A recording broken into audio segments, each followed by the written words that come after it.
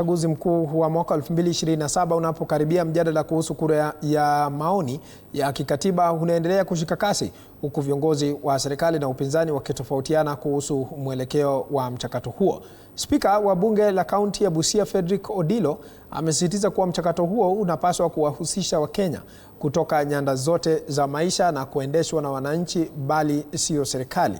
Aidha, vijana katika kaunti ya Busia wamejitokeza kupinga nia ya serikali kufanya kura ya maoni kubadilisha katiba. Wamesisitiza kuwa kuna njama fiche ya kisiasa inayolenga kuwapotosha Wakenya. It's a very humble guy.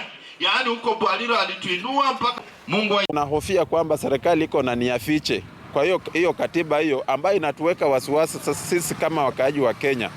Kwa sababu ukisema kwamba unataka hiyo referendum tufanye siku ya kupiga kura, kama hizi ballots karibu 6 zinachanganya watu, tena uwaongezee baloti zingine, hiyo ni kuonyesha kwamba serikali inataka ilete confusion siku ya kupiga kura. Referendum ni swala nzuri sana, lakini ile kitu tunataka ikuje katika referendum, tunataka tukue na conclusive discussions. Tunataka tujue ni swali gani inaenda kuulizwa. Hatutaki kwamba serikali yenyewe peke yake ndio inaamka na swali yake inatupatia kuongea. Tunataka hiyo swali itoke kutoka huku chini mashinani.